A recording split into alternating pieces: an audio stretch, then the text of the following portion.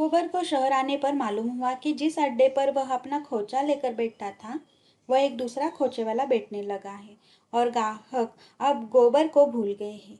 वह घर भी अब उसे पिंजरे सा लगता था। झुनिया उसमें अकेली बेटी रोया करती। लड़का दिन भर आंगन में या द्वार पर खेलने का आदी था। जहाँ उसके खेलने को कोई जगह न थी, कहाँ जाए। द्वार पर मुश्किल से एक गज का रास्ता था। दुर्गंध उड़ा करती थी। गर्मी में कहीं बाहर लेटने बैठने को जगह नहीं। लड़का माँ को एक क्षण के लिए न छोड़ता था। जब कुछ खेलने को न हो तो कुछ खाने को और दूध पीने के सिवा और क्या करे। घर पर भी कभी धनिया खिलाती, कभी रूपा, कभी सोना, कभी होरी, कभी पुनिया। यह अकेली जुनिया थी और उसे घर का सारा काम करना पड़ता था। गोबर जवानी के नशे में मस्त था। उसकी अतृप्त लालसाएं विषय भोग के सफर में डूब जाना चाहती थी। किसी काम में उसका मन न लगता। खोचा लेकर जाता तो घंटे भर ही में लौट आता। मनोरंजन का कोई दूसरा सामान न था। पड़ोस के मजूर और इक्केवान रात रात भर ताश और जुआ खेलते थे। पहले वह भी खूब खेलता था, मगर अब उसके लिए केवल मनोरंजन था, दुनिया के साथ हास्य विलास। थोड़े ही दिनों में जुनिया इस जीवन से ऊब गई। वह चाहती थी कहीं एकांत में जाकर बैठे, खूब निश्चित होकर लेटे सोए, मगर वह एकांत कहीं न मिलता। उसे अब गोबर पर गुस्सा आता। उसने शहर के जीवन का कितना मोहक चित्र खींचा था और यहाँ इस काल कोठरी के सिवा और कुछ नहीं। बालक से भी उसे चिढ़ होती थी। कभी कभी वह उसे मार कर निकाल देती और अंदर से किवाड़ बंद कर लेती। बालक रोते रोते बेदम हो जाता। उस पर विपत्ति यह कि उसे दूसरा बच्चा पैदा होने वाला था। कोई आगे न पीछे, अक्सर सिर में दर्द हुआ करता। खाने से अरुचि हो गई थी। ऐसी तंद्रा होती थी कि कोने में चुपचाप पड़ी रही।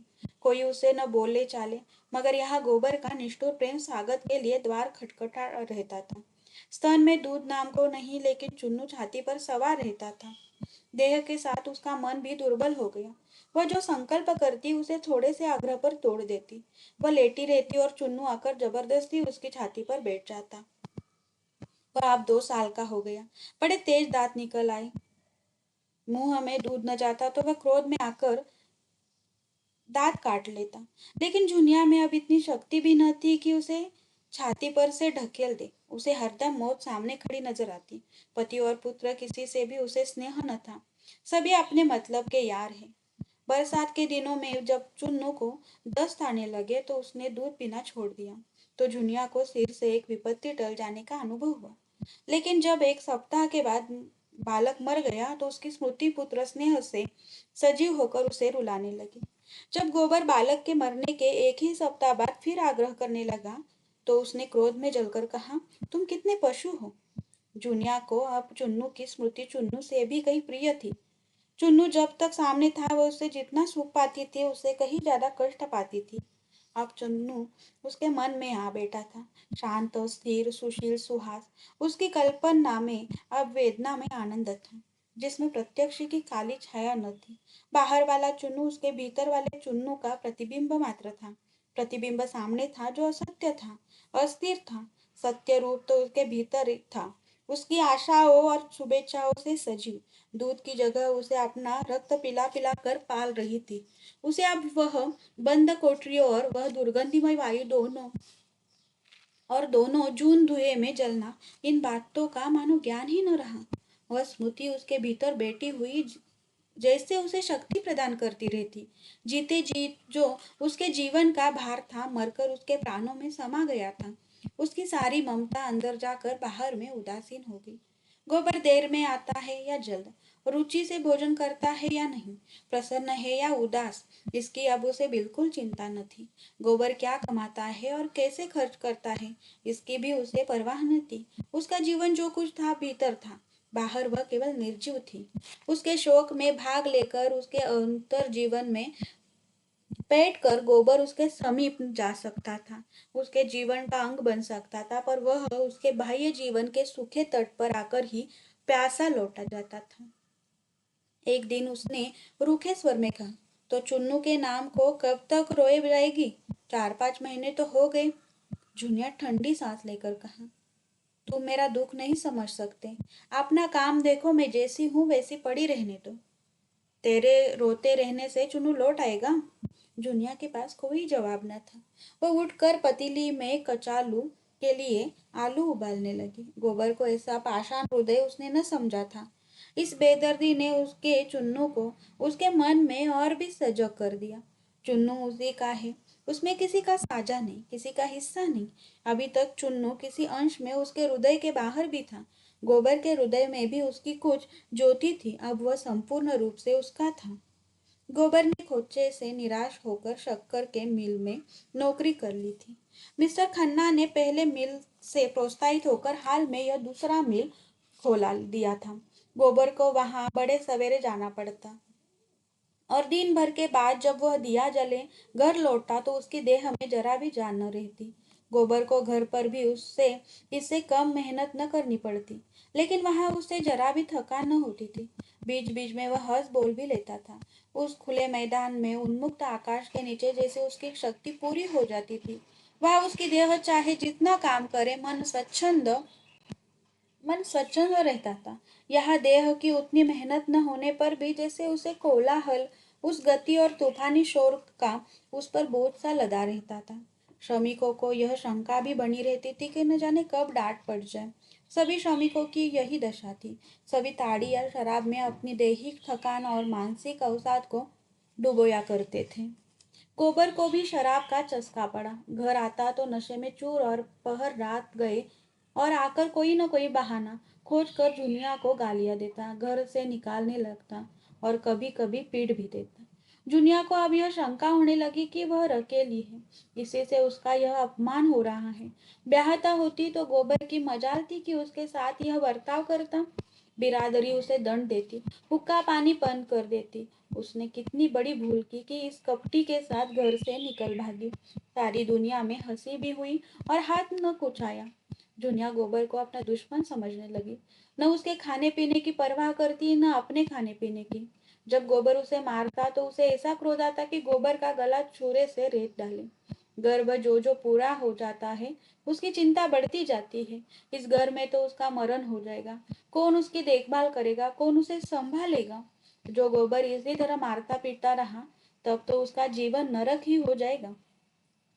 एक दिन वह बम्बे पर पानी भरने गई तो पड़ोस के एक स्त्री ने पूछा, के महीने है रे? जूनिया ने लजा कर कहा, क्या जाने दीदी, मैंने तो गिना गिना या नहीं है। दोहरी देह की, काली कलूटी, नाटी कुरूपा, बड़े बड़े वाली स्त्री उसका पति इक्का हकता था और वह खुद लकड़ी की दुकान करती थी। जूनिया कई बार उसकी दुकान से लकड़ी लाई थी। इतना ही परिचय था। मुस्कुराकर बोली, मुझे तो जान पड़ता है दिन पूरे हो गए हैं, आज ही कल में होगा। कोई दाई वाई ठीक कर ली है? जूनिया ने भयातुर स्वर में कहा, मैं तो यहाँ किसी को नहीं जानती। तेरा मर्दुआ कैसा है जो कान में तेल डाले बैठा है? उन्हें मेरी क्या फिक्र। हाँ, देख तो रही हूँ। तुम तो सोर में बैठोगी, कोई करने धरने वाला चाहिए कि नहीं? सास ननद देवरानी जेठानी कोई है कि नहीं? किसी को बुला लेना था। मेरे लिए सब मर गए। वह पानी लाकर झूठे बर्तन मांजने लगी तो प्रसव की शंका से उसके हृदय की धड़कन बढ़ रही थी। सोचने लगी, कैसे क्या होगा भगवान? ओह, यही तो होगा, मर जाऊंगी, अच्छा है जंजाल से छूट जाऊंगी। शाम को उसके पेट में दर्द होने लगा। समझ गई विपत्ति की घड़ी आ पहुंची। पेट को एक हाथ से पकड़े हुए पसीने से तर उसने चूल्हा जलाया, खिचड़ी डाली और दर्द से व्याकुल होकर वही जमीन पर लेट रही। कोई 10 बजे रात को गोबर आया, ताड़ी की दुर्गंध उड़ाता हुआ, लटपटी हुई जबान से उठपटांग बक रहा था। मुझे किसी की परवाह नहीं है, जिसे 100 दफे गरज हो रहे नहीं चला जाए। मैं किसी का ताव नहीं सह सकता, अपने माँ बाप का ताव नहीं सहा। जिसने जन्म दिया तब दूसरों का ताव क्यों सहूं? जमादार आंखें दिखाता है, यहाँ किसी की धो सहने वाले नहीं है। लोगों ने पकड़ न लिया होता तो खून पी जाता खून। कल देखूंगा बच्चा को, फांसी ही तो होगी, दिखा दूंगा कि मर्द कैसे मरते हैं। हंसता हुआ, अकड़ता हुआ, मूछों पर ताव देता हुआ फांसी के तख्ते पर जाऊं तो सही। औरत की जात कितनी बेवफा होती है। खिचड़ी डाल दी और टांग पसार कर सो रही, कोई खाए या न खाए उसकी बला से। आप मजे से फुलके उड़ाती हैं। मेरे लिए खिचड़ी, अच्छा सता ले, जितना सताना बने। तुझे भगवान सताएंगे जो न्याय करते हैं। गोबर ने जुनिया को जगाया नहीं, कुछ बोला भी नहीं। चुपके से खिचड़ी थाली में निकाली और दो चार कोर निगल कर बरामदे में लेट रहा। पिछले पहर उसे सर्दी लगी। कोठरी से कंबल लेने गया तो जुनिया के कहारने की आवाज सुनी। अब गोबर का नशा उतर चुका था। पूछा, कैसा जी है जुनिया, कहीं दर्द है क्या? हाँ, पेट में जोर से दर्द हो रहा है। तूने पहले क्यों नहीं कहा? अब इस वक्त कहाँ जाऊं? किससे कहती? मैं मर गया था क्या? तुम्हें मेरे मरने जीने की क्या चिंता? गोबर घबराया। कहा दाई खोजने जाए, इस वक्त वह जाने ही क्यों लगी? घर में कुछ है भी तो नहीं। चुड़ैल ने पहले बता दिया होता तो किसी से दो चार रुपए मांग लाता। इन्हीं हाथों में 150 रुपए हरदम पड़े रहते थे।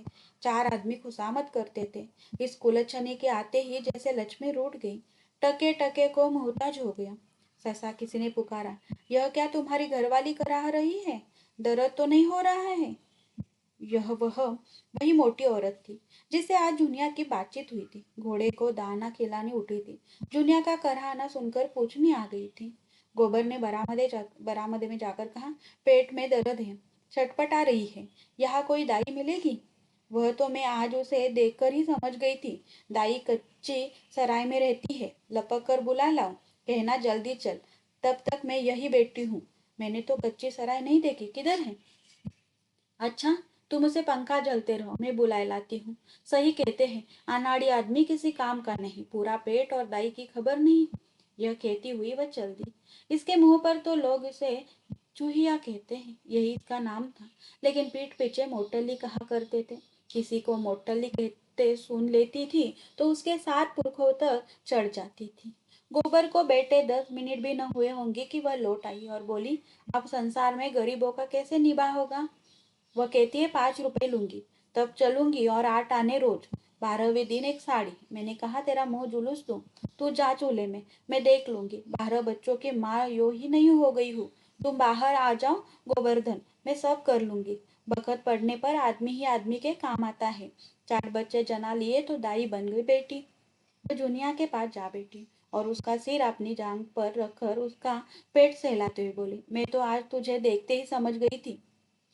सच पूछो तो इसी धड़के में आज तुझे नींद नहीं आई। यहाँ तेरा कौन सगा बेटा है? जूनिया ने दर्द से दांत जमाकर सी करते हुए कहा, अब न बचूंगी दीदी। हाय, मैं तो भगवान से मांगने न गई थी। एक को पाला पोसा उसे तुमने छीन लिया, तो फिर इसका कौन काम था?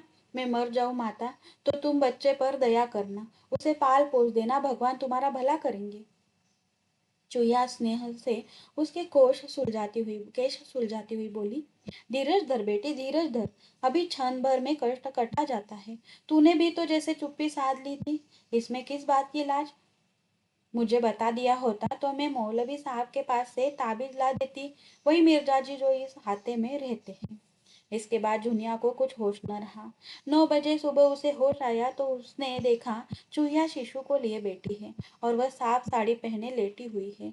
ऐसी कमजोरी थी मानो देह में रक्त का नाम न हो।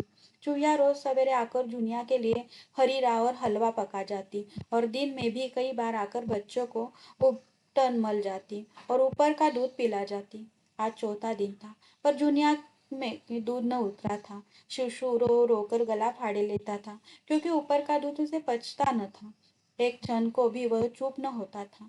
चूहिया अपना दूध देती थी। बच्चा एक क्षण चूसता, पर जब दूध न निकलता तो फिर चीखने लगता। जब चौथे दिन सांझ तक जुनिया के दूध न उतरा तो चूहिया घबराई। बच्चा सूखता चला जाता था। नकाज में एक पेशेंट और डॉक्टर रहते थे। चूहिया उन्हें ले आई। डॉक्टर ने देखभाल कर कहा, इसके देह में खून तो है नहीं, दूध कहाँ से आई? समस्या जटिल होगी। देह में खून लाने के लिए महीनों पुष्टि कर दवाएं खानी पड़ेगी, तब कहीं दूध उतरेगा। तब तक तो इस मांस के लोथड़े का ही काम तमाम हो जाएगा। पहर रात हो गई थी। गोबर ताड़ी पिए ओसरे में पड़ा हुआ था।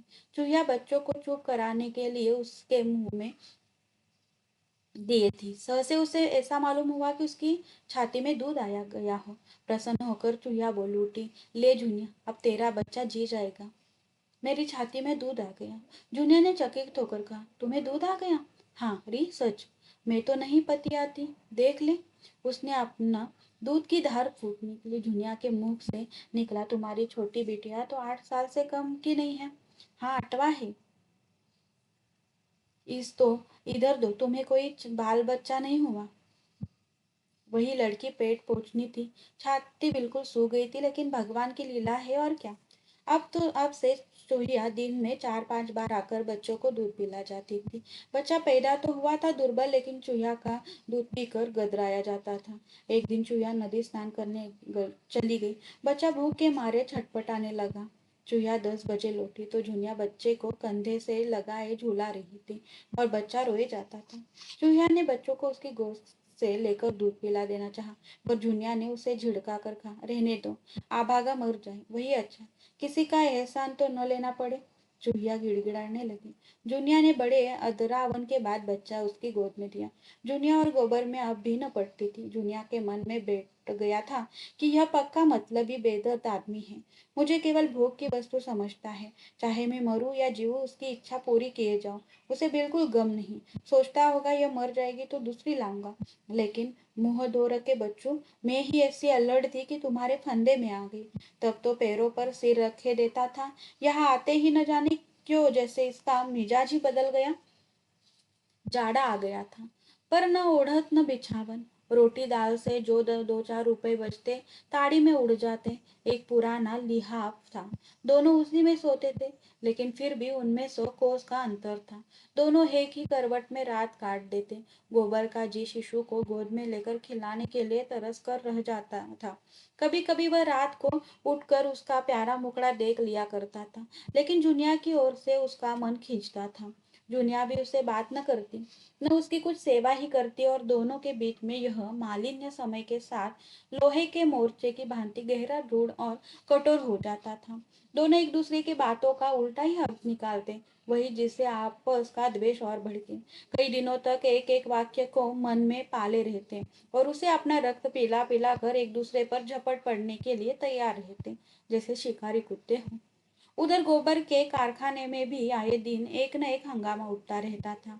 अब की बजट में शक्कर पर ड्यूटी लगी थी। मिल के मालिकों को मजदूरी घटाने का अच्छा बहाना मिल गया। ड्यूटी से अगर 5 की हानि थी, तो मजदूरी घटा देने से 10 का लाभ था। इधर महीनों से इस मिल में भी यही मसला छिड़ा हुआ था। मजदूरों का संघ हड़ताल करने को तैयार बैठा हुआ था। इधर मजदूरी घटी और उधर हड़ताल हुई। उसे मजदूरी में धेले की कटौती भी स्वीकार न थी। जब उस तेजी के दिनों में मजदूरी में एक धेले की भी बढ़ती नहीं हुई, तो अब वह घाटे में क्यों साथ दे। मिर्जा खुर्शीद संघ के सभापति और पंडित ओंकारनाथ बिजली संपादक मंत्री थे। दोनों ऐसी हड़ताल कराने पर तुले हुए थे कि मिल मालिकों को कुछ दिन याद रहे। मजदूरों को भी ऐसी हड़ताल से क्षति पहुंचेगी, यहाँ तक कि हजारों आदमी रोटियों को भी मोहताज हो जाएंगे। इस पहलू की ओर उनकी निगाह बिल्कुल न थी। गोबर हड़तालियों में सबसे आगे था। उदंड स्वभाव का था ही, ललकारने की जरूरत थी, फिर वह मारने मरने से न डरता था। एक दिन जुनिया ने उसे जी कड़ा करके समझाया भी, तुम बाल बच्चे वाले आदमी हो, तुम्हारा इस तरह आग में कूदना अच्छा नहीं। इस पर गोबर बिगड़ उठा, तू कौन होती है मेरे बीच में बोलने वाली? मैं तुझसे सलाह नहीं पूछता। बात बढ़ गई और गोबर ने जुनिया को खूब पीटा। चुईया ने आकर जुनिया को छुड़ाया और गोबर को डांटने लगी। गोबर के सिर पर शैतान सवार था। लाल लाल आंखें निकाल कर बोला, तुम मेरे घर में मत आया करो चूहिया, तुम्हारे आने का कुछ काम नहीं। चूहिया ने व्यंग के साथ कहा, तुम्हारे घर में ना आऊंगी तो मेरी रोटियां कैसे चलेगी? यही से मांग जांच कर ले जाती हूँ, तब तवा गर्म होता है। मैं न होती लाला तो यह बीबी आज तुम्हारी लाते खाने के लिए बैठी न होती। गोबर गुस्सा तानकर बोला, मैंने कह दिया मेरे घर में न आया करो, तुम्ही ने इसे चुड़ैल का मिजाज आसमान पर चढ़ा दिया है। चूहिया वही डटी हुई निशंक खड़ी थी। बोली, अच्छा अब चुप रहना। गोबर, बेचारी अधमरी लड़कोरी औरत को मारकर तुमने कोई बड़ी वामर्दी का काम नहीं किया है। तुम उसके लिए क्या करते हो कि तुम्हारी मार सहे? एक रोटी खिला देते हो इसीलिए अपने भाग बखानों के ऐसी गऊ औरत पा गए हो। दूसरी होती तो तुम्हारे मुंह में झाड़ू मारकर निकल गई होती। मोहल्ले के लोग जमा हो गए और चारों ओर से गोबर पर फटकारे पड़ने लगी। वही लोग जो अपने घरों में अपनी स्त्रियों को रोज पीटते थे, इस वक्त न्याय और दया के पुतले बने हुए थे। चूहिया और शेर हो गई और फरियाद करने लगी, दाढ़ीदार कहता है, मेरे घर ना आया करो, बीवी बच्चा रखने चला है। यह नहीं जानता कि बीवी बच्चों को पालना बड़े गुर्दे का काम है। इससे पूछो, मैं न होती तो आज यह बच्चा जो बछड़े की तरह कुलेले कर रहा है कहाँ होता। औरत को मारकर जवानी दिखाता है, मैं न हुई तेरी बीवी। यही जूती उठाकर मुंह पर तड़ातड़ जमाती और कोठरी में ढकेल कर बाहर से किवाड़ बंद कर देती। दाने को तरस जाते। गोबर झल्लाया हुआ अपने काम पर चला गया। चूहिया औरत न होकर मर्द होती तो मजा चखा देता। औरत के मुंह क्या लगे। मिल में असंतोष के बादल घने होते जा रहे थे। मजदूर बिजली की प्रतियां जेब में लिए फिरते और जरा भी अवकाश पाते तो दो तीन मजदूर मिलकर उसे पढ़ने लगते। पत्र की बिक्री खूब बढ़ रही थी।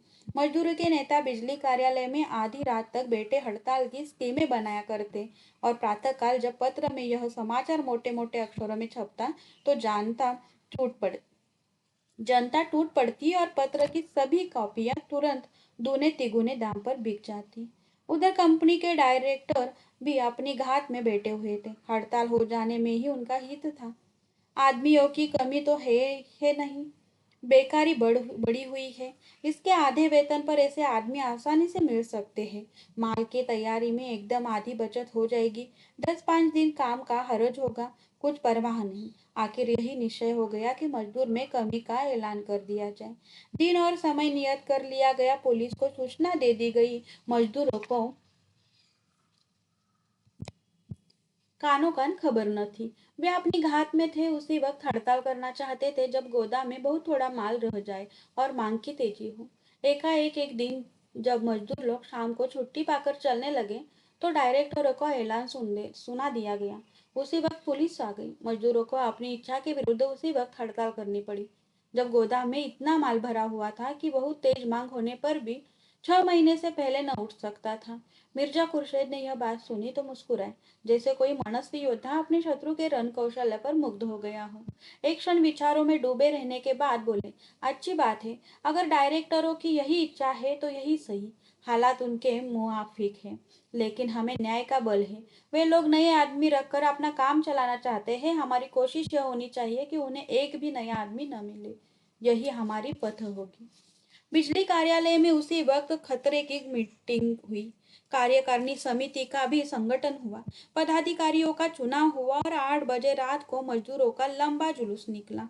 10 बजे रात को कल का सारा प्रोग्राम तय किया गया और यह ताकीद कर दी गई कि किसी तरह का दंगा फसाद न होने पाए। मगर सारी कोशिश बेकार हुई।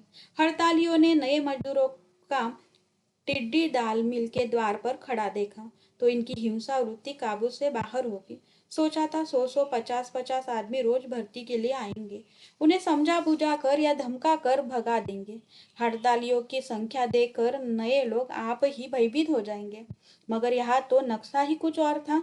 अगर यह सारे आदमी भर्ती हो गए तो हड़तालियों के लिए समझौता की कोई आशा ही न थी। तय हुआ कि नए आदमियों को मिल में जाने ही न दिया जाए। बल प्रयोग के सिवा और कोई उपाय न था। नया दल भी लड़ने मरने तैयार था। उनमें अधिकांश ऐसे भूखमरे थे जो इस अवसर को किसी तरह भी न छोड़ना चाहते थे। भूखों मर जाने से या अपने बाल बच्चों को भूखे मरते देखने से तो यह कहीं अच्छा था कि इस परिस्थिति में लड़कर मरे। दोनों दलों में फौजदारी होगी। बिजली संपादक तो भाग खड़े हुए। बेचारे मिर्जा जी पिट गए और उनकी रक्षा करते हुए गोबर भी पूरी तरह घायल हो गया। मिर्जा जी पहलवान आदमी थे और मंजे हुए लट्टे। अपने ऊपर कोई गहरा वार न पड़ने दिया। गोबर गवार था, पूरा लट मारना जानता था, पर अपनी रक्षा करना न जानता था, जो लड़ाई में मारने से ज्यादा महत्व की बात है। उसके एक हाथ की हड्डी टूट गई, सिर खुल गया और अंत में वह वही ढेर हो गया। कंधों पर अनगिनत लाठियां पड़ी थी, जिससे उसका एक एक अंग चूर हो गया था। हड़तालियों ने उसे गिरते देखा तो भाग खड़े हुए। केवल 10-12 जचे हुए आदमी मिर्जा को घेर कर खड़े रहे। नए आदमी विजय पताका उड़ाते हुए मिल में दाखिल हुए और पराजित हड़ताली अपने हताहतों को उठा उठा कर अस्पताल पहुंचाने लगे। मगर अस्पताल में इतने आदमियों के लिए जगह न थी। मिर्जा जी तो ले लिए गए। गोबर की मरहम पट्टी करके उसके घर पहुंचा दिया गया। दुनिया ने गोबर की वह चेष्टाहीन लौट देखी तो उसका नारीत्व जाग उठा। अब तक उसने उसे सबल के रूप में देखा था तो उस पर शासन करता था, डांटता था, मारता था। आज वह अपंग था, निस्सहाय था, दयनीय था। जूनिया ने खाट पर झुककर आंसू भरी आंखों से गोबर को देखा और घर की दशा का ख्याल करके उसे गोबर पर एक ईर्ष्यामय क्रोध आया। गोबर जानता था कि घर में एक पैसा नहीं। वह यह भी जानता था कि कहीं से एक पैसा मिलने की आशा भी नहीं है। वह जानते हुए उसके बार बार समझाने पर भी उसने यह विपत्ति अपने ऊपर ली। उसने कितनी बार कहा था, तुम इस झगड़े में न पड़ो, आग लगाने वाले आग लगाकर अलग हो जाएंगे। लेकिन वह कब उसकी सुनने लगा था। वह तो उसकी बेरहमी थी। मित्र तो वह लोग थे जो अब मजे से मोटरों में घूम रहे हैं। उस क्रोध में एक प्रकार की तुष्टि थी, जैसे हम उन बच्चों को कुर्सी से गिर पड़ते देखकर जो बार बार मना करने पर खड़े होने से बाज न आते थे चिल्ला उठते हैं, अच्छा हुआ, बहुत अच्छा, तुम्हारा सिर क्यों न दो हो गया। लेकिन एक ही क्षण में गोबर का करुण क्रंदन सुनकर उसकी सारी संज्ञा सिहर उठी। व्यथा में डूबे हुए यह शब्द उसके मुंह से निकले, हाय हाय, सारी देह भूरकुस हो गई, सबों को तनिक भी दया न आई। वह उसी तरह बड़ी देर तक गोबर का मुंह देखती रही। वह क्षीण होती हुई आशा से जीवन का कोई लक्षण पा लेना चाहती थी। प्रति क्षण उसका धैर्य अस्त होने वाले सूर्य की भांति डूबता जाता था और भविष्य में अंधकार उसे अपने अंदर समेट लेता था। सहसा चूहिया ने आकर पुकारा, गोबर का क्या हाल है बहू? मैंने तो अभी सुना, दुकान से दौड़ी आई हूँ। जुनिया के रुके हुए आंसू उबल पड़े। कुछ बोल न सकी। भयभीत आंखों में चूहिया की ओर देखा। चूहिया ने गोबर का मुंह देखा, उसकी छाती पर हाथ रखा और आश्वासन भरे स्वर में बोली, ये 4 दिन में अच्छे हो जाएंगे, घबरा मत। कुशल हुई, तेरा सुहाग बलवान था, कई आदमी उसी दंगे में मर गए। घर में कुछ रुपए पैसे है? जुनिया ने लज्जा से सिर हिला दिया। मैं लाई देती हूँ, थोड़ा सा दूध लाकर गर्म कर ले। जूनिया ने उसके पाँव पकड़कर कहा, दीदी तुम्हारी मेरी माँ, तुम ही मेरी माता हो, मेरा दूसरा कोई नहीं है। जोड़ों की उदास संध्या आज और भी उदास मालूम हो रही थी। जूनिया ने चूल्हा जलाया और दूध उबालने लगी। चूहिया बरामदे में बच्चे को लिए खिला रही थी। ससा जूनिया भारी कंठ से बोली, मैं बड़ी अभागिनी हूँ दीदी। मेरे मन में ऐसा आ रहा है जैसे मेरे ही कारण इनकी यह दशा हुई है। जी कुड़ता है, तब मन दुखी होता ही है।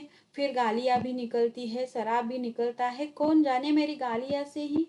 इसके आगे वह कुछ न कह सकी। आवाज आंसुओं के रेल में बह गई। चूहिया ने आंचल से उसके आंसू पोंछते हुए कहा, कैसी बातें सोचती बेटी, यह तेरे सिंदूर का भाग्य कि यह बच गया। मगर हाँ, इतना है कि आपस में लड़ाई हो तो मुंह से चाहे जितना बकले, मन में कीना न पाले। बीज अंदर पड़ा तो अखुआ निकलने बिना नहीं रहता। जूनिया ने कंपन भरे स्वर में पूछा, अब मैं क्या करूं दीदी? चूहिया ने ढाढ़स दिया, कुछ नहीं बेटी, भगवान का नाम ले, वही गरीबों की रक्षा करते हैं। उसी समय गोबर ने आंखें खोली और जूनिया को सामने देखकर याचना भाव से क्षीण स्वर में बोला, आज बहुत चोट खा गई जूनिया, आज बहुत चोट खा गया जूनिया, मैं किसी से कुछ नहीं बोला। सबों ने अनायास मुझे मारा, कहा सुना माफ कर, तुझे मत सताया था, उसी का यह फल मिला। थोड़ी देर का और मेहमान हूँ, अब न बचूंगा, मारे दर्द के सारी देह फटी जाती है। चूहिया ने अंदर आकर कहा, चुपचाप पड़े रहो, बोलो चालो नहीं, मरोगे नहीं, इसका मेरा जुम्मा। गोबर के मुख पर आशा की रेखा झलक पड़ी। बोला, सच कहती हो? मैं मरूंगा नहीं? हाँ, नहीं मरोगे। तुम्हें हुआ क्या है? जरा सिर में चोट आ गई है और हाथ की हड्डी उतर गई है। ऐसी चोटें मर्दों को रोज ही लगा करती है। इन चोटों से कोई नहीं मरता। अब मैं जूनिया को कभी न मारूंगा। डरते होंगे कि कहीं जूनिया तुम्हें न मारे। वो मारेगी भी तो कुछ न बोलूंगा। अच्छे होने पर भूल जाओगे? नहीं दीदी, कभी न भूलूंगा। गोबर इस समय बच्चों सी बातें किया करता। 10-5 मिनट अचेत सा पड़ा रहा। उसका मन न जाने कहाँ कहाँ उड़ता फिरता। कभी देखता वह नदी में डूबा जा रहा है और जुनिया उसे बचाने के लिए नदी में चली आ रही है। कभी देखता कोई दैत्य उसकी छाती पर सवार है और जुनिया की शक्ल में कोई देवी उसकी रक्षा कर रही है। गोबर बार बार चौकर उठ बैठता और पूछता, मैं मरूंगा तो नहीं जुनिया? 3 दिन उसकी यही दशा रही और जूनिया ने रात को जाग कर और दिन को उसके सामने खड़े रहकर जैसे मौत से उसकी रक्षा की। बच्चे को चूहिया संभाले रहती। चौथे दिन जूनिया इक्का लाई और सबों ने गोबर को उस पर लाद कर अस्पताल पहुंचाया। वहां से लौटकर गोबर को मालूम हुआ कि अब वह सचमुच बच जाएगा। उसने आंखों में आंसू भरकर कहा, मुझे क्षमा कर दो जूना। इस 3-4 दिनों में चूहिया के 3-4 रुपए खर्च हो गए थे और अब जुनिया को उससे कुछ लेते संकोच होता था। वह भी कोई मालदार तो थी नहीं। लकड़ी की बिक्री के रुपए जुनिया को दे देती। आखिर जुनिया ने कुछ काम करने का विचार किया। अभी गोबर को अच्छे होने में महीनों लगेंगे। खाने पीने को भी चाहिए, दवा दारू को भी चाहिए। वह कुछ काम करके खाने भर को तो ले ही आएगी। बचपन से उसने गऊओं का पालना और घास घास छीलना सीखा था। यहाँ गऊएं कहाँ थी? हाँ, वह घास छील सकती थी। मोहल्ले के कितने ही स्त्री पुरुष बराबर शहर के बाहर घास छीलने जाते थे और 8-10 आने कमा लेते थे। वह प्रातःकाल गोबर का हाथ मुंह धुलाकर और बच्चे को उसे सौंप कर घास छीलने निकल जाती और तीसरे प्रहर तक भूखी प्यासी घास छीलती रहती। फिर उसे मंडी में ले जाकर बेचती और शाम को घर आती। रात को भी वह गोबर की नींद सोती और गोबर की नींद जगती। मगर इतना कठोर श्रम करने पर भी उसका मन ऐसा प्रसन्न रहता मानो झूले पर बैठी गा रही है। रास्ते भर साथ की स्त्रियों और पुरुषों से चुहल और विनोद करती जाती। घास छिलते समय भी सबों में हंसी दिल लगी होती रहती। न किस्मत का रोना, न मुसीबत का गीला। जीवन की सार्थकता में, अपनों के लिए कठिन से कठिन त्याग में और स्वाधीन सेवा में जो उल्लास है, उसकी ज्योति एक एक अंग पर चमकती रहती। बच्चा अपने पैरों पर खड़ा होकर जैसे तालियां बजा बजा कर खुश होता है, उसी आनंद का वह अनुभव कर रही थी, मानो उसके प्राणों में आनंद का कोई सोता खुल गया हो। मन स्वस्थ हो तो देह कैसे अस्वस्थ रहे। उस एक महीने में जैसे उसका कायाकल्प हो गया हो। उसके अंगों में अब शिथिलता नहीं, चपलता है, लचक है, सुकुमारता है। मुख पर पीलापन नहीं रहा, खून की गुलाबी चमक है। उसका यौवन जो इस बंद कोठरी में पड़े पड़े अपमान और कलह से कुंठित हो गया था, वह मानो ताजी हवा और प्रकाश पाकर लहलहा उठा है। अब उसे किसी बात पर क्रोध नहीं आता। बच्चे के जरा सा रोने पर जो वह झुंझला उठती थी, अब जैसे उसके धैर्य और प्रेम का अंत ही न था। इसके खिलाफ गोबर अच्छा होते जाने पर भी कुछ उदास रहता था। जब हम अपने किसी प्रियजन पर अत्याचार करते हैं और जब विपरीत आ पड़ने पर हम में इतनी शक्ति आ जाती है कि उसकी तीव्र व्यथा का अनुभव करें, तो इससे हमारी आत्मा में जागृति का उदय हो जाता है और हम उस बेजा व्यवहार का प्रायश्चित करने के लिए तैयार हो जाते हैं। गोबर उसी प्रायश्चित के लिए व्याकुल हो रहा था। अब उसके जीवन का रूप बिल्कुल दूसरा होगा, जिसमें कटुता की जगह मृदुता होगी, अभिमान की जगह नम्रता होगी। उसे अब ज्ञात हुआ कि सेवा करने का अवसर बड़े सौभाग्य से मिलता है और वह इस अवसर को कभी न भूलेगा। मिस्टर खन्ना को मजदूरों की यह हड़ताल बिल्कुल बेजा मालूम होती थी। उन्होंने हमेशा जनता के साथ मिले रहने की कोशिश की थी। वह अपने को जनता का ही आदमी समझते थे। पिछले कौमी आंदोलन में उन्होंने बड़ा जोश दिखाया था। जिले के प्रमुख नेता रहे थे, 2 बार जेल गए थे और कई हजार का नुकसान उठाया था। अभी वह मजदूरों की शिकायतें सुनने को तैयार थे। लेकिन यह तो नहीं हो सकता कि वह शक्कर मिल के हिम्मतदारों के हित का विचार न करें। अपना स्वार्थ त्यागने को वह तैयार हो सकते थे अगर उनकी ऊंची मनोवृत्तियों को स्पर्श किया जाता। लेकिन हिस्सेदारों के स्वार्थ की रक्षा न करना, यह तो अधर्म था। यह तो व्यापार है।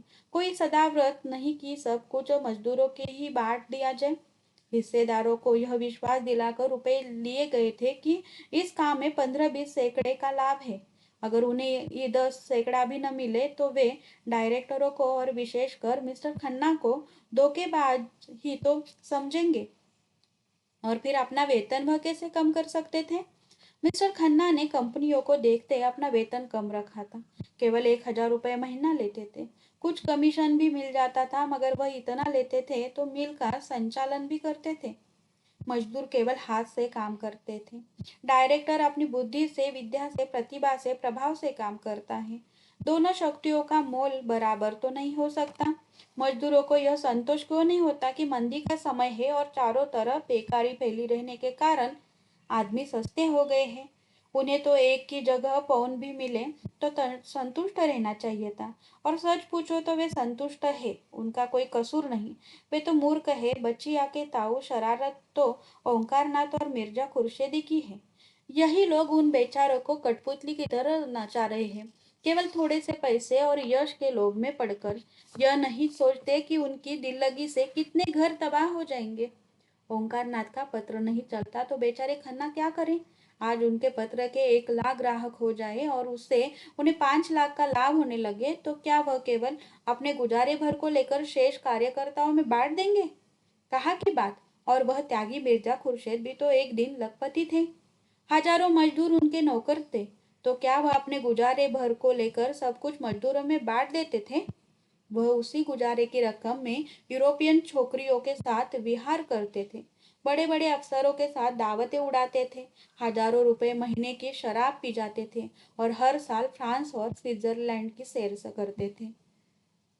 आज मजदूरों की दशा पर उनका कलेजा फटता है। इन दोनों नेताओं की तो खन्ना को परवाह न थी। उनकी नीयत की सफाई में पूरा संदेह था। न राय साहब की ही उन्हें परवाह थी, जो हमेशा खन्ना की हाँ में हाँ मिलाता किया करते थे और उनके हर एक कदम का समर्थन किया करते थे।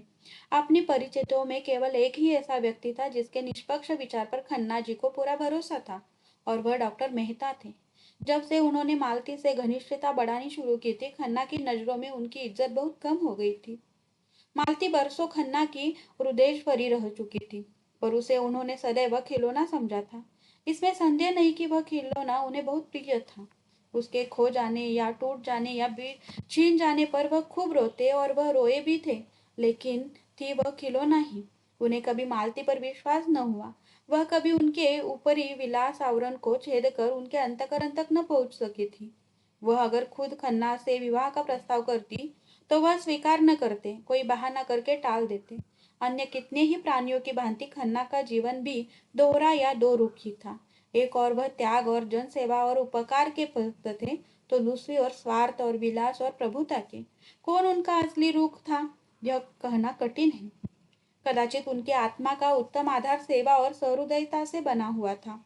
मध्यम आधार स्वार्थ और विलास थे, पर इस उत्तम और मध्यम में बराबर संघर्ष होता रहता था। मध्यम ही अपनी उदंडता और उहट के कारण सौम्य और शांत उत्तम पर गालिब आता था। मध्यम मालती की ओर झुकता था, उत्तम मेहता की ओर, लेकिन वह उत्तम अब मध्यम के साथ एक हो गया था।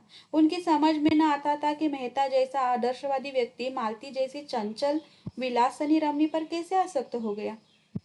वह बहुत प्रयास करने पर भी मेहता को वासनाओं का शिकार न स्थिर कर सकते थे, और कभी कभी उन्हें यह संदेह भी होने लगा था कि मालती का कोई दूसरा रूप भी है जिसे वह न देख सके या जिसे देखने की उनमें क्षमता न थी। पक्ष और विपक्ष के सभी पहलुओं पर विचार करके उन्होंने यही नतीजा निकाला कि इस परिस्थिति में मेहता ही है से उन्हें प्रकाश मिल सकता है। डॉक्टर मेहता को काम करने का नशा था। आधी रात को सोते थे और घड़ी रात रहे उठ जाते थे। कैसा भी काम हो उसके लिए वह कहीं न कहीं से समय निकाल लेते थे। हॉकी खेलना हो या यूनिवर्सिटी डिबेट, ग्राम में संगठन हो या किसी शादी का नैवेद्य, सभी कामों के लिए उनके पास लगन थी और समय था। वह पत्रों में लेख भी लिखते थे और कई साल से एक बृहद दर्शन ग्रंथ लिख रहे थे, जो अब समाप्त होने वाला था। डॉक्टर मेहता इस वक्त भी ऐसा वैज्ञानिक खेल ही खेल रहे थे। अपने बगीचे में बैठे हुए पौधों पर विद्युत संचार क्रिया की परीक्षा कर रहे थे। उन्होंने हाल में एक विद्वान परिषद में यह सिद्ध किया था कि फसलें बिजली के जोर से बहुत थोड़े समय में पैदा की जा सकती है, उनकी पैदावार बढ़ाई जा सकती है और बेफसल की चीजें भी उपजाई जा सकती है। आजकल सवेरे के 2-3 घंटे वह इन्हीं परीक्षाओं में लगाया करते थे। मिस्टर खन्ना की कथा सुनकर उन्होंने कठोर मुद्रा से उनकी ओर देखकर कहा, क्या यह जरूरी था कि ड्यूटी लग जाने से मजदूरों का वेतन घटा दिया जाए? आपको सरकार से शिकायत करनी चाहिए थी। अगर सरकार ने ही नहीं सुना तो उसका दंड मजदूरों को क्यों दिया जाए? क्या आपका विचार है कि मजदूरों को इतनी मजदूरी दी जाती है कि उसमें चौथाई कम कर देने से मजदूरों को कष्ट नहीं होगा? आपके मजदूर बिलों में रहते हैं, गंदे बदबूदार बिलों में, जहां आप एक मिनट भी रह जाए तो आपको के हो जाए। कपड़े जो पहनते हैं उनसे आप अपने जूते भी न पोंछोगे। खाना जो वह खाते हैं वो आपका कुत्ता भी न खाएगा। मैंने उनके जीवन में भाग लिया है। आप उनकी रोटियां छीनकर अपने हिस्सेदारों का पेट भरना चाहते हैं? खन्ना ने आधे रोकर कहा, लेकिन हमारे सभी हिस्सेदार तो धनी नहीं हैं। कितनों ही ने अपना सर्वस्व इसी मिल की भेंट कर दिया है और इसके नफे के सिवा उनके जीवन का कोई आधार नहीं है। मेहता ने इस भाव से जवाब दिया, जैसे ये दलील का उनकी नजरों में कोई मूल्य नहीं है। जो आदमी किसी व्यापार में हिस्सा लेता है वह इतना दरिद्र नहीं होता कि उसके नफे ही को जीवन का आधार समझे।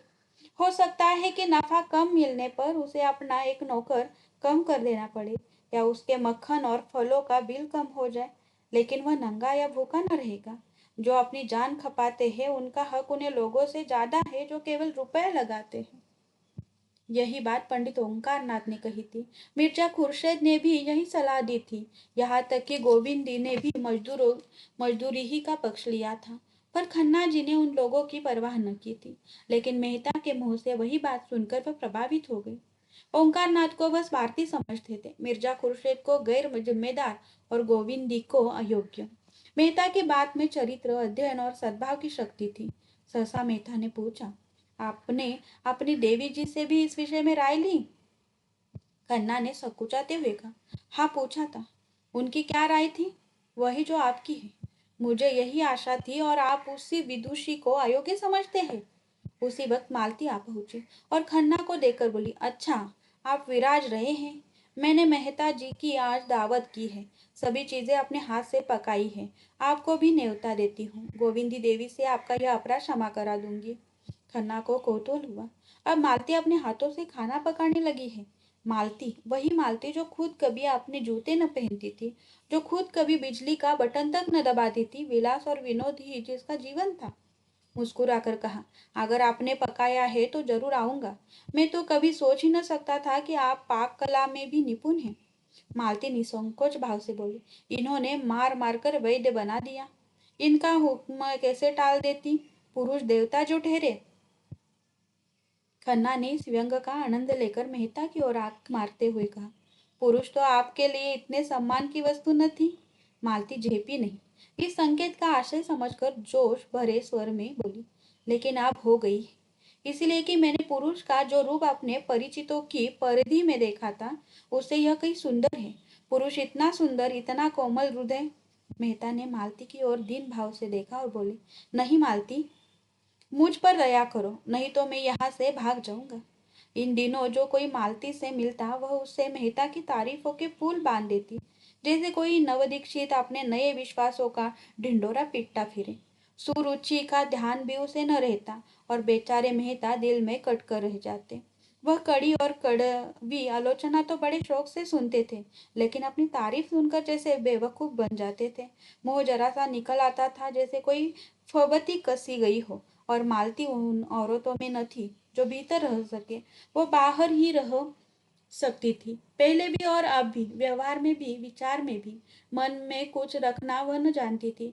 जैसे एक अच्छी साड़ी पाकर वह उसे पहनने के लिए आदिर हो जाती थी, उसी तरह मन में कोई सुंदर भाव आए तो वह उसे प्रकट किए बिना चैन न पाती थी।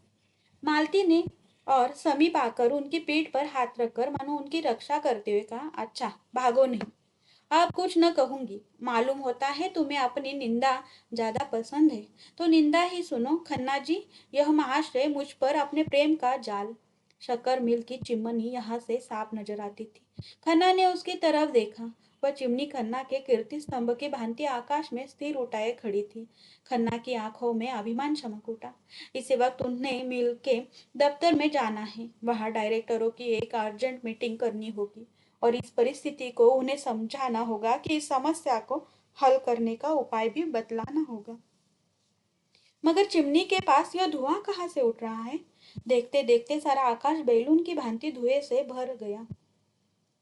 सबों ने संशक होकर उधर देखा, कहीं आग तो नहीं लगी गई? आग ही मालूम होती है। सहसा सामने सड़क पर हजारों आदमी मिल की तरफ दौड़े जाते नजर आए। खन्ना ने खड़े होकर जोर से पूछा, तुम लोग कहाँ दौड़े जा रहे हो? एक आदमी ने रुककर कहा, अजी शक्कर मिल में आग लग गई, आप देख नहीं रहे हैं?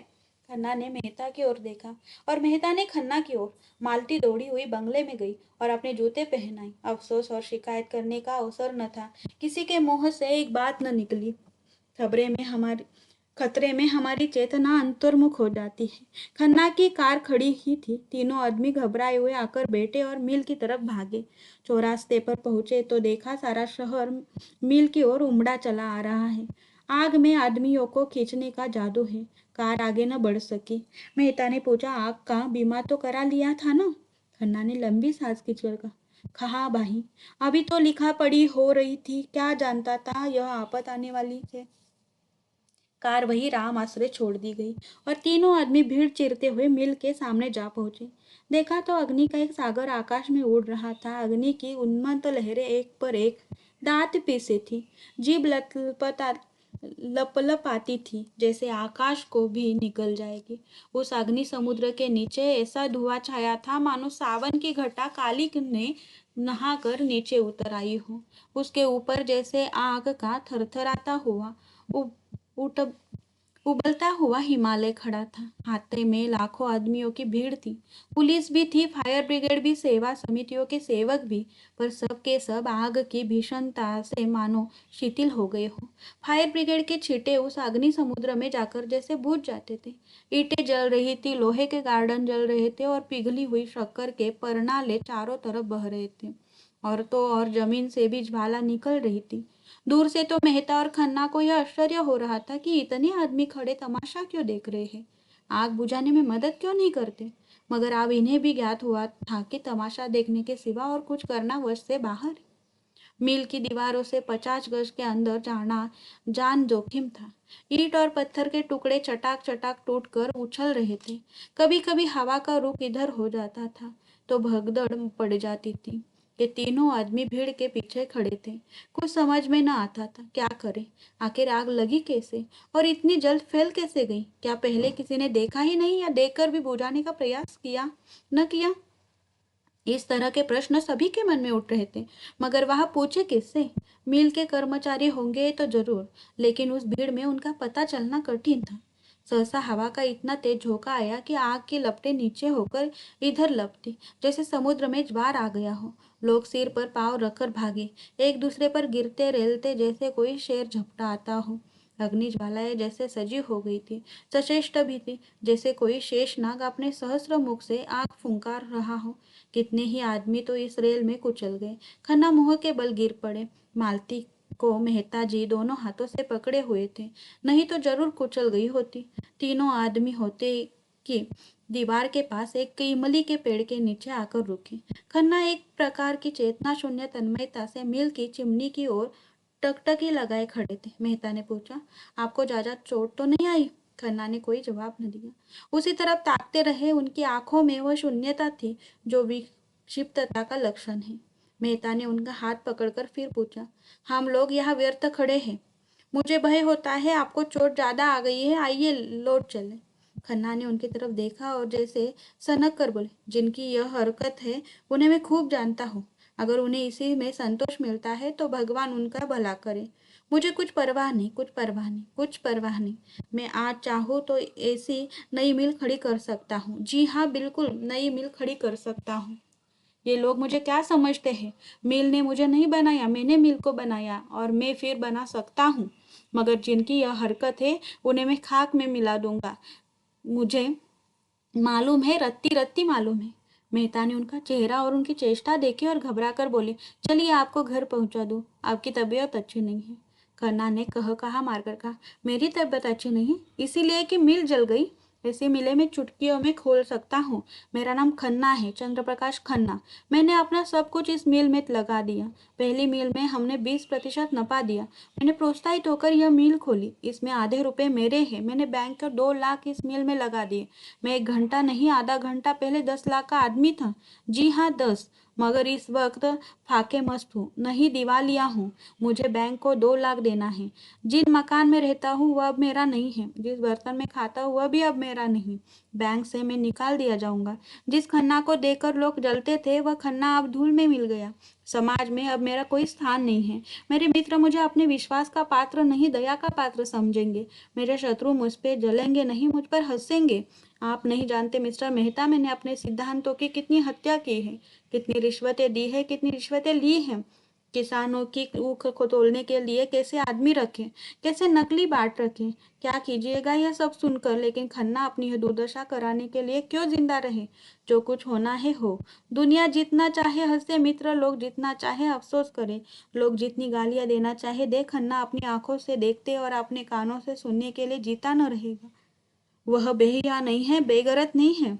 यह कहते कहते खन्ना दोनों हाथों से सिर पीटकर जोर जोर से रोने लगे। मेहता ने उन्हें छाती से लगाकर दुखी स्वर में कहा, खन्ना जी, जरा धीरज से काम लीजिए। आप समझदार होकर दिल इतना छोटा करते हैं। दौलत से आदमी को जो सम्मान मिलता है वह उसका सम्मान नहीं, उसकी दौलत का सम्मान है। आप निर्धन रहकर भी मित्रों के विश्वास पात्र रह सकते हैं और शत्रुओं को भी, बल्कि तब कोई आपका शत्रु रहेगा ही नहीं। आइए घर चले, जरा आराम कर लेने से आपका चित्त शांत हो जाएगा। खन्ना ने कोई जवाब नहीं दिया। तीनों आदमी चौरास्ते पर आए।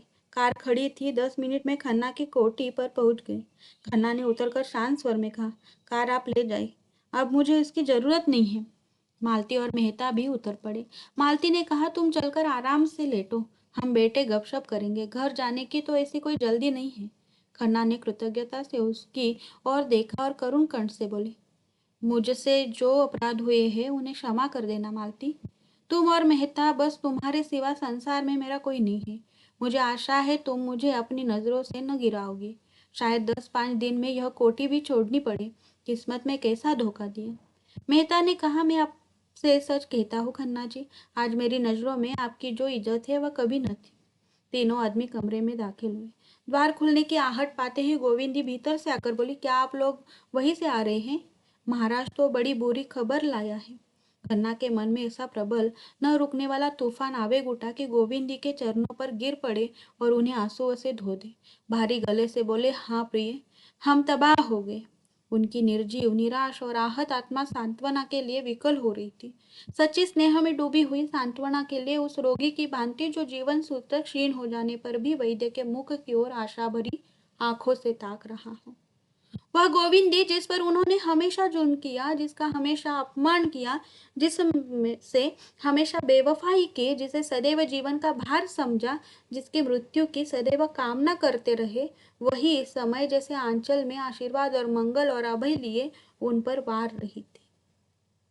जैसे उन चरणों में ही उसके जीवन का स्वर्ग हो, जैसे वह उनके अभागे मस्तक पर हाथ रखकर ही उनकी प्राणहीन धमनियों में फिर रक्त का संचार कर देगी। मन की इस दुर्बल दशा में, घोर विपत्ति में, मानो वह उन्हें कंठ से लगा लेने के लिए खड़ी थी।